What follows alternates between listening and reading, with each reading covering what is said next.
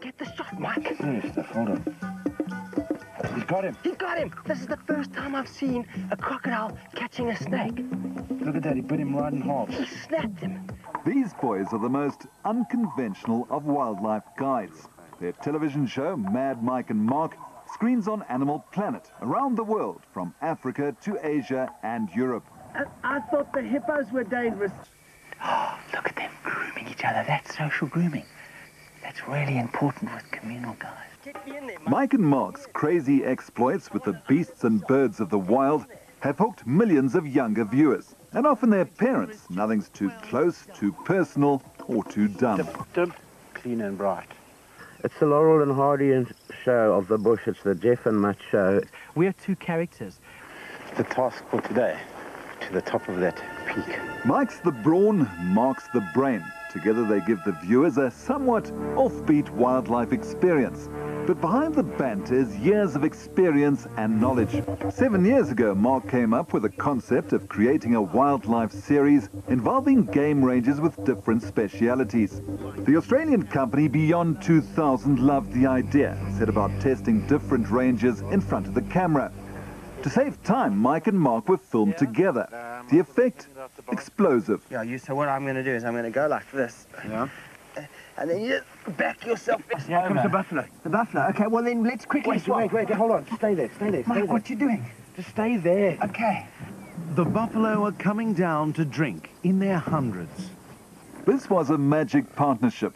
By the time a second series was underway, they were playing a very active role. To film some of their extraordinary footage, the team will try anything.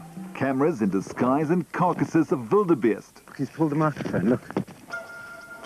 Cameras dangling from hot air balloons.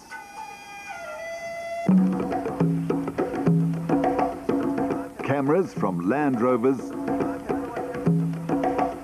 And a camera operator like Mike Golic, who doesn't run when the going gets tough. There's one golden rule, and that's the no-touch policy. What you got to do is work out that individual that you're spending time with. You got to work out that inner invisible space barrier, and then you got to be able to push the limit and read the signals and signs. One of their most memorable experiences was in Kenya. Mark had heard about a somewhat friendly cheetah and his habit of sitting on car bonnets. They drove around for 2 days trying to spot him. Out of the blue, this cheetah arrived with 3 cubs. Not only did she jump on the bonnet, she then went in on the roof, and then finally the cubs went into the back of the car. So we had like these passengers, cheetah passengers. Jesus. It's starting to nip my legs. Hey.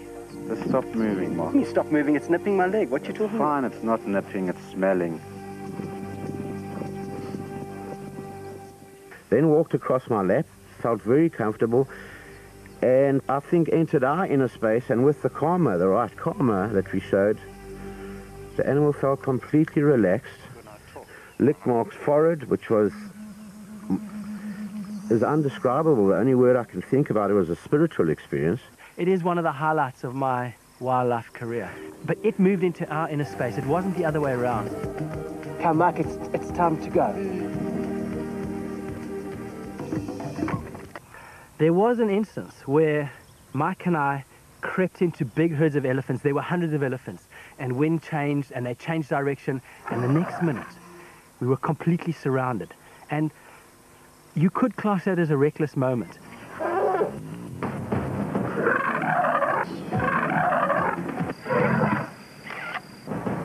It's a siege. Mike and Mark are surrounded. Yet another elephant herd has moved in and cut off their escape. I took my lucky cap, I hung it on one bush, we hid behind another, and those elephants picked up the scent. She's looking for us. Trashed that bush, killed the cap.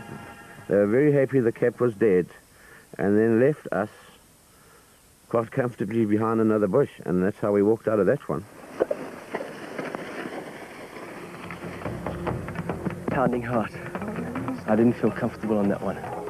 But Mad Mike Penman and Mark Tennant don't make mistakes too often, as they and their team pursue that ultimate close-up.